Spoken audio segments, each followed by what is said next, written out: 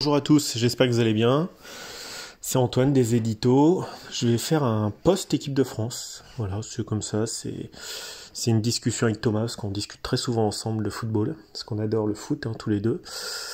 Et vous tous. Et je tiens à féliciter l'émission d'hier avec Paul et Thomas, excellentissime. Voilà. Des analyses justes, carrées, et je félicite Paul et Thomas, c'était très très bien. Alors l'équipe de France, c'est sûr que c'est pas l'Olympique Lyonnais, voilà, on est dans un autre univers, d'autres joueurs, des joueurs qui jouent dans d'autres clubs, et voilà, on est sur au-delà du talent pur sur l'équipe de Didier Deschamps, qui est peut-être pas le meilleur entraîneur de club du monde, bon, ça c'est... mais qui, sans conteste, restera l'un des plus grands sélectionneurs de l'histoire du football. Je voulais faire un post, alors le titre est un peu provocateur, mais à juste raison, l'équipe de France était le plus forte sans Benzema. Alors, sachez-le que ça n'a rien contre Karim Benzema. Rien du tout, c'est pas personnel, c'est pas sur le joueur, c'est rien du tout, c'est juste l'équilibre d'équipe. Karim Benzema, c'est un joueur fantastique. Fantastique. Balle au pied, c'est inné chez lui. Moi, je l'ai vu pour ses premiers matchs. Ses premiers matchs, il était tout jeune au Olympique Lyonnais. Ses premières entrées en Ligue 1. Ses prises de parole, quand il a dit « je vais vous piquer votre place ». Voilà. C'est un joueur au charisme hors norme, au talent hors norme. C'est une légende du football. C'est un joueur qui a été, comme disait Infantino, sous-côté, pas Infantino, pardon, Alex Seferin, le président de l'UEFA, sous-côté, très longtemps sous-côté, qui a été au service de l'ego surdimensionné, malgré tout le talent qu'il a, de Monsieur Cristiano Ronaldo, d'ailleurs qui au passage parle de lui à la troisième personne comme Alain Delon, ne parlait plus de Cristiano, désormais, enfin il est en train de péter un plomb total. Il va être aussi haut dans sa carrière qu'il va être bas en personnage, malheureusement, même si j'aime beaucoup ce qu'il a fait sur un terrain. C'est une médiocre personne, complètement auto-centré, Cristiano Ronaldo. Et maintenant, il vient limite pleurer à la télé en disant « ne parlez plus de moi, on est là pour le Portugal », alors que le mec, il dit « ne parlez plus de Cristiano Ronaldo à la troisième personne ». Bon, tout le monde jugera et se fera son avis. Bon, voilà, maintenant, sa carrière est sur le déclin total, malheureusement, ça arrive à tout le monde, et il l'accepte pas. Il n'accepte pas, son ego ne l'accepte pas, on lui a tellement donné, à juste titre, qu'il n'a pas fait la part des choses entre l'image que les gens lui ont donné de lui-même et ce qu'il est de lui-même. Il s'est cru un peu comme dans l'Ancien Testament, vous connaissez tous, le veau d'or donné au peuple que le peuple juif s'est créé, et quand Moïse est redescendu de la montagne, il a cassé les tablettes sur le veau d'or, c'est-à-dire que Cristiano est le veau d'or, est l'idole, et il ne fait plus de distinguo entre l'idole qu'il est et la personne qu'il est. J'en reviens justement, je fais un petit parallèle entre Cristiano Ronaldo et Karim Benzema. Au niveau de la personnalité, ils ont un parcours un petit peu similaire. C'est des gens à qui rien n'a été donné, au contraire. Ils ont eu, comme dit Karim Benzema lors de son ballon d'or, un véritable chemin de croix. Il a vécu un véritable chemin de croix. Il a vécu des choses très difficiles. Il vient d'un quartier où rien ne lui est donné. Rien. Voilà, vos chances de réussir dans la vie sont beaucoup plus faibles qu'à Neuilly-sur-Seine, c'est évident. Il a été victime de son image à tort. On l'a tout de suite ciblé parce que, oui, il y a eu un racisme ambiant, et il a raison de l'avoir dénoncé. Il y a un racisme ambiant. Quand il a commencé à jouer en équipe de France très vite, il a été le colibet sur, comme Zidane d'ailleurs, il ne chante pas la Marseillaise. Bon, ça c'est pas normal. C'est pas normal, parce qu'on peut ne pas la chanter et être complètement en phase avec le maillot de club ou national qu'on représente, ça n'a rien à voir. Moi, ce qui compte, c'est sur le terrain. Il a vécu un chemin de croix avec son affaire et qu'il a écarté de l'équipe de France, donc son histoire avec l'équipe de France, malgré la rédemption, restera et est et a été contrariée. Et on peut pas faire un reset comme sur votre box, ça marche pas, c'est un être humain. C'est un être humain, il y a des traces, il en a parlé lors du Ballon d'Or. Et lors du Ballon d'Or, je l'ai beaucoup observé, et il a parlé surtout des difficultés de la vie qu'il a eues. Et en fait, le mot qu'il caractérise le mieux, c'est la rédemption. Voilà, c'est son moteur, c'est la rédemption. Donc en fait, sa motivation est d'un ressort négatif pour lui. Enfin, je sais pas si je me fais bien comprendre. C'est comme Cristiano Ronaldo, si vous regardez son histoire, son papa est alcoolique. Il est mort très tôt, à Madère. La famille était assez pauvre. La maman était femme de ménage. Il est arrivé au Portugal, les gens raillaient son accent, parce que l'accent à Lisbonne n'est pas le même, et il parlait un portugais qui fait qu'à 16-17 ans, quand il est arrivé tout seul sur le rectangle, hein, comme on appelle ça au Portugal, de son île de Madère, on se moquait de lui. Il était orphelin de papa assez tôt. Je crois qu'il a perdu vers 12-13 ans.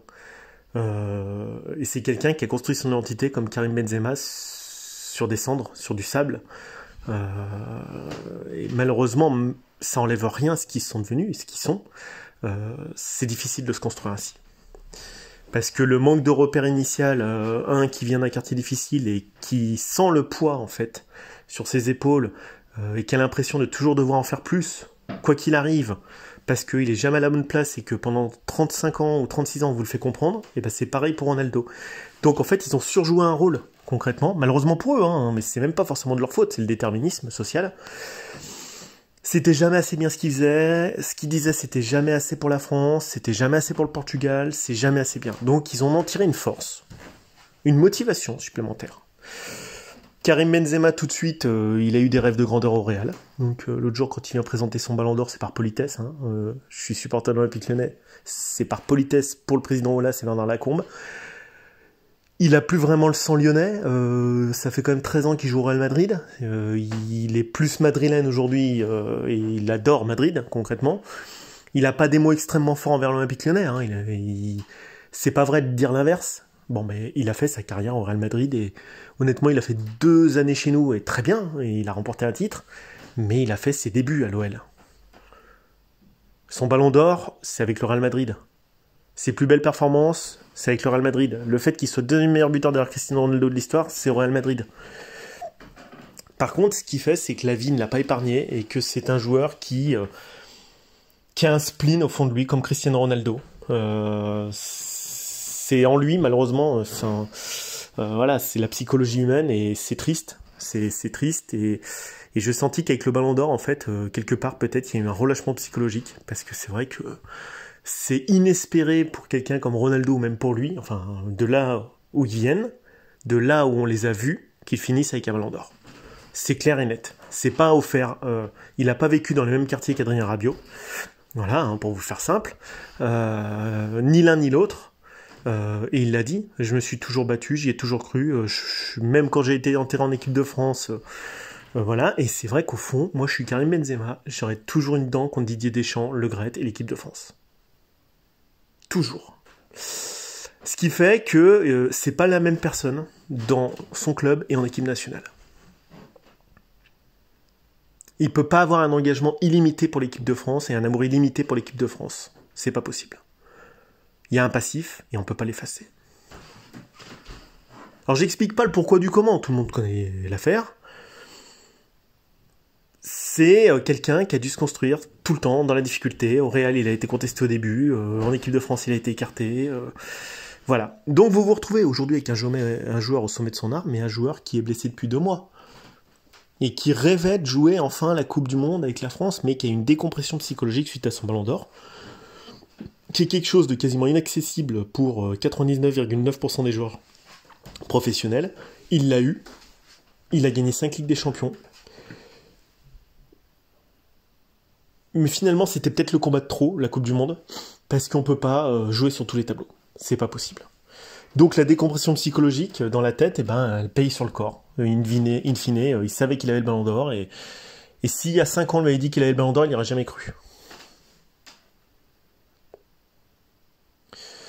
Après, Karim Benzema, c'est quelqu'un qui a une forte personnalité, comme Cristiano Ronaldo, comme Zlatan Ibrahimovic. Il bonifie le jeu de son équipe. Mais quelque part aussi, il clive son équipe. Il clive son équipe parce qu'on ne pourra pas croire l'inverse. Olivier Giroud, qui est bien moins talentueux que lui, c'est clair et net, n'est pas ami avec lui, c'est le moins qu'on puisse dire. C'est pour ça que Deschamps, en fait, il s'est retrouvé bloqué entre 2 joueurs que tout oppose. Tant en personnalité, que dans le fonctionnement, que dans le jeu. Donc c'est vrai que c'est compliqué d'avoir à l'Euro quelqu'un comme Giroud sur le banc, parce que ça met de la pression à Karim Benzema, et l'inverse est vrai. Moi, j'ai toujours tendance à croire que quand on va dans une compète, c'est comme la guerre. il y a un général. Et c'est pas la peine de me dire que c'est l'équipe de France de Mbappé, de Griezmann, de Giroud, de Lloris. Non, c'est l'équipe de France de Didier Deschamps. Si c'est l'équipe de France de Didier Deschamps, il n'y a pas une tête qui dépasse. C'est la guerre. La guerre, il y a un commandant, deux commandants, les ordres se contredisent. C'est ce qui s'est passé à l'Euro. Parce que quand vous avez un joueur du charisme de Ronaldo ou de Karim Benzema, parce que ce sont des gens extrêmement charismatiques et je m'en fais pas dans la vie pour ce qu'ils feront, Karim Benzema a une personnalité, une aura et un charisme monstrueux, tant sur le terrain qu'en dehors. Je vois que Kylian Mbappé le regarde comme un enfant, comme un grand frère. Et quand Karim est là, il n'a pas la même attitude que quand Karim n'est pas là. Quand Karim est là, Kylian Mbappé s'enferme dans un jeu de soliste pour impressionner Karim Benzema. Ce qui n'était pas le cas hier. C'est pareil en équipe du Portugal. Vous avez Cristiano qui zlatanise un peu l'équipe. Est-ce qu'il faut prendre Ronaldo? Est-ce qu'il faut prendre Messi? Est-ce qu'il faut prendre Zlatan? Est-ce qu'il faut prendre Karim? Le débat est vraiment ouvert. Hein. On a gagné une Coupe du Monde sans Karim Benzema. On a fait une finale d'Euro sans Karim Benzema. Alors vous allez me dire, on a gagné une Ligue des Nations sur 2 matchs. Oui, grâce à Karim Benzema. Quand vous voyez la performance de la France hier, il a beau être ballon d'or. Ça aurait été Giroud à sa place, j'aurais dit pareil. Hein. Ça change rien. Ça pose question. Moi, j'ai tendance à croire, je suis peut-être un peu limité comme mec, que point trop de talent il ne faut. Il faut surtout des soldats. Et Didier Deschamps, évidemment, son influence, tout comme Kylian Mbappé, est réduite par l'aura et le charisme de Karim Benzema. Parce que dans le vestiaire, celui qui est fort depuis qu'il est revenu, il y a 2 ans en équipe de France, il y a 1 an et demi en équipe de France, c'est Karim Benzema. C'est l'équipe de France de Karim Benzema. Il y peut rien, lui. C'est pas sa faute. C'est ce qui dégage. C'est sa force qui dégage. Et en fait, les autres joueurs, ils le regardent comme un enfant. Oh, j'ai été assis à côté de Karim, dit Marcus Thuram. Dans l'avion. Tout le monde le regarde avec des yeux émerveillés parce qu'il joue bien, il dégage quelque chose de lui. Alors vous allez me dire, ouais mais au Real ils font pas ça. Parce qu'au Real, il y a plein de joueurs qui ont du charisme. Que ça soit Courtois, que ça soit, Casemiro il est plus là, mais voilà, que ça soit Modric, il n'y a pas un leadership unique sur le charisme. Et en club, vous y êtes sur l'année, donc ça peut se diluer. En compétition nationale, on regarde que votre star. C'est pas contre Benzema, j'aurais pu faire la même sur Ronaldo, sur Messi, on voit Messi avec l'Argentine, il a beau s'appeler Messi, au bout d'un moment, tout tourne autour de lui. Et c'est pareil en équipe de France, depuis 1 an et demi, tout tourne autour de Karim Benzema, alors il a mis 10 buts, il est sensationnel quand il joue, mais quelque part, je crois que ça bride le talent d'autres joueurs, type Rabiot, type Mbappé. En plus, là, quand même, quand on voit le début de saison de Giroud, par rapport à celui d'Mbappé, là, il y avait match. De Benzema, il y avait match. Je parle du dernier mois. On a un joueur qui a surjoué pour son âge, c'est Karim Benzema, et puis on en a un qui pète le feu. C'est comme ça, c'est la forme du moment. Voilà, moi, c'est mon débat, c'est ma thèse. Ça enlève rien aux qualités footballistiques. Et hier, quand vous voyez Olivier Giroud, c'est un mec qui a la foi, aussi, qui est habité par la foi, qui croit en son étoile, mais pas de la même façon que Karim Benzema. Il y en a un, en fait, je comprends ce qu'il peut dire, parce que je suis un peu comme Karim Benzema là-dessus. Oui, tout n'a pas été facile pour moi et pour lui dans la vie, et c'est vrai que parfois ça nous empêche d'évoluer positivement, voilà, concrètement. Et de dégager des ondes sur l'équipe, voilà. Il a quelque part, Karim, besoin de, comme Cristiano, que ça tourne autour de lui. Même s'il va pas vous le dire, on le sent. Parce qu'il y a un déficit égotique à combler. Non mais c'est vrai, hein, ça peut paraître dingue, mais vous comprenez ce que je veux dire. Et c'est dommage. Alors que Giroud, il s'en fout. Il sait que lui, c'est que du bonus. Pour lui, c'est pas normal qu'il soit titulaire d'équipe de France. Et d'ailleurs, je comprends pas. Il a pas le talent. Mais il a une volonté de malade, ce mec. C'est le pire... C'est un mec, c'est une volonté de fou furieux. C'est incroyable. Vous mettez le talent de Karim Benzema avec la mentalité de Giroud, mais vous renversez toutes les montagnes du monde. Ce mec, il a 15 ballons d'or. Il n'en a pas un. Voilà, donc c'est comme ça. C'est comme ça, c'est peut-être un peu long comme édito, mais vous comprenez. Donc moi, bon, après je suis allé me balader un peu sur les Insta et les Twitter de Nkunku, pas un mot sur la victoire d'hier.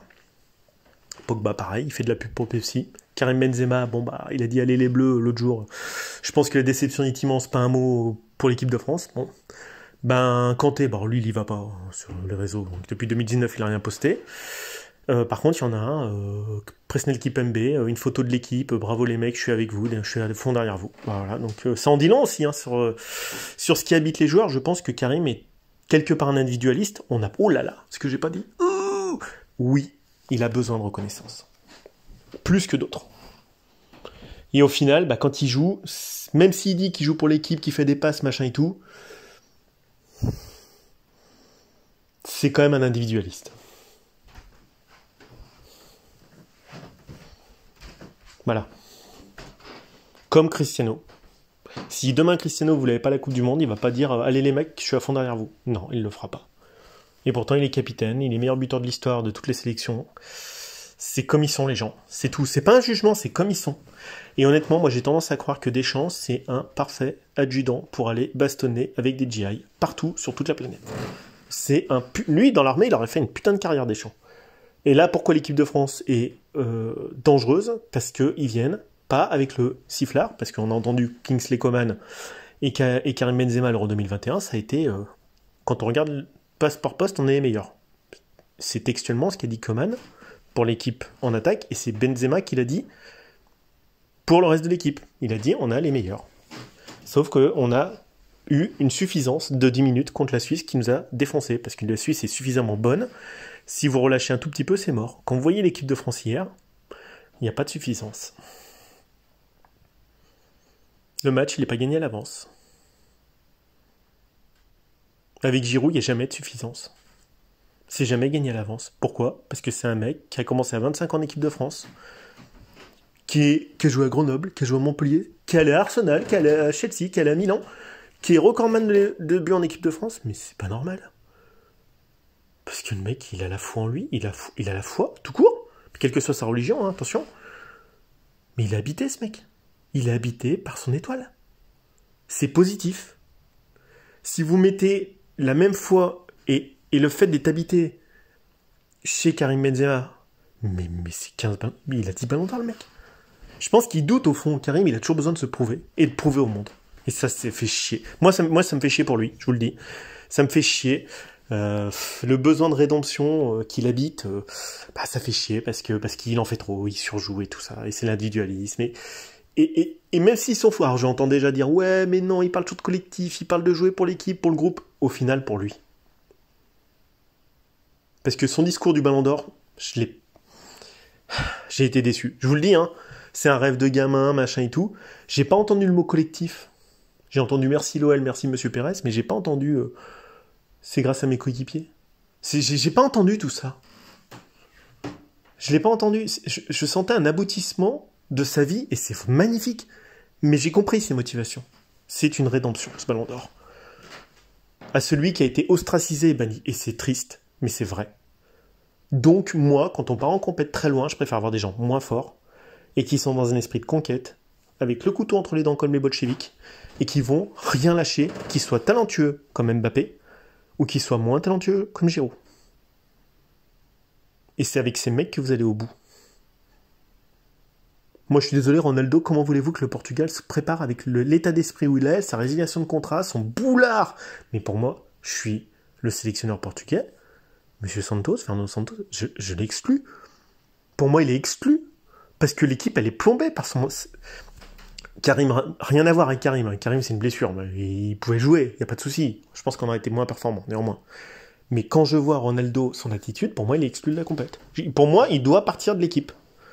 Parce que son cas est plus important que le sort du Portugal.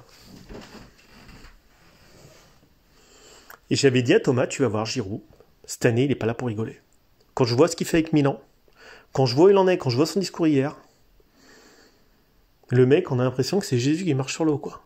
Le mec, il est persuadé d'être habité par un mysticisme, une foi inébranlable dans son étoile. Et là, vous le suivez, vous marchez tous sur l'eau, quoi. Donc vaut mieux parfois un peu moins de talent, mais des mecs qui croient avoir une foi inébranlable dans ce qu'ils font. C'est-à-dire qu'ils sont capables de se tuer sur un champ. Là, l'équipe de France, quand vous les voyez, en plus qui leur arrive avec Benzema, Lucas Hernandez et tout, ils sont en mode, c'est pas juste ce qui nous arrive, on va crever sur le terrain pour tout le monde, quoi. Et ça, c'est des équipes hyper dangereuses. Voilà, j'ai fait un topo très long, désolé, j'espère avoir été clair. Il y a beaucoup de psychologie, hein. Oui, chez tout le monde, on est des êtres humains, on n'est pas des robots androïdes, sans émotion. Il y a une empreinte indélébile chez Karim. Je suis désolé, je l'adore, j'adore ce joueur, c'est magnifique, quand on le voit jouer. Mais quelle est la place finalement d'une équipe dans une compète avec lui? Au Real, j'ai pas de doute. En sélection nationale, il y a un passif qui pèse. On a éludé. On était content qu'il revienne. Évidemment pour lui, pour l'être humain. Et également pour son talent. Parce qu'en fait, c'est une juste récompense, un juste retour à la normale qu'il soit revenu et qu'il ait gagné son ballon d'or. Mais j'ai des regrets. Hein. Franchement, qu'il revienne à 34 ans, alors que si ça avait été différent, c'était 4 ans avant et qu'il n'y avait pas eu cette affaire, franchement, on aurait pu bénéficier, et lui, pour son histoire personnelle, et nous, d'autres choses. Donc c'est des regrets. Et lui, je pense quelque part, il va pas le dire, mais il a des regrets. C'est sa bouffe. Il a pas remercié Didier Deschamps, évidemment. Quand il a gagné son ballon d'or, il était dans la salle, mais il a pas eu un mot. Deschamps le prend parce que sportivement, c'est exceptionnel, mais putain, c'est une histoire, c'est comme un couple raté, quoi. À un moment donné, l'affaire, elle est ratée, quoi. C'est con, c'est con. Et cette génération 87, putain, les Ménès, les Nasri, les Ben Arfa, il y a eu qui d'autre vous me dites, hein, si je me trompe. Hein. Jérémy Ménès, pareil. Ben Arfa, pareil. Nasri, un peu moins talentueux, quand même, pour moi. C'est la génération maudite, hein. Enfin, ils ont pas de cul, quoi. Vous prenez la génération 93, Pogba, Varane, je suis pas sûr qu'ils aient autant de talent naturellement, mais c'est la génération qui a le cul bordé de nouilles, quoi. Parce que c'est une génération, là, 87, qui est venue. Faut toujours qu'ils montrent. Ils se sentent victimes. Donc, faut qu'ils montrent qu'ils sont victimes. Et qu'ils soient en réaction face au monde. Et qu'ils en veuillent à la terre entière. Et qu'ils montrent à la terre entière qu'ils sont bannis. Qu'ils sont... En fait, ils se mettent en position de victime. Et après, c'est de la merde. Et Ben Arfa, quand vous voyez, comme Ménès, vous dites, mais pourquoi ils ont fait ces carrières, ces mecs? C'est pas normal. C'est pas possible. C'est pas normal. Mais c'est comme ça, c'est arrivé, on peut pas réécrire le truc. Voilà, je vous laisse. Écoutez, bonne journée à tous sur ces réflexions. Dans le respect de la critique et la bonne humeur, on commente.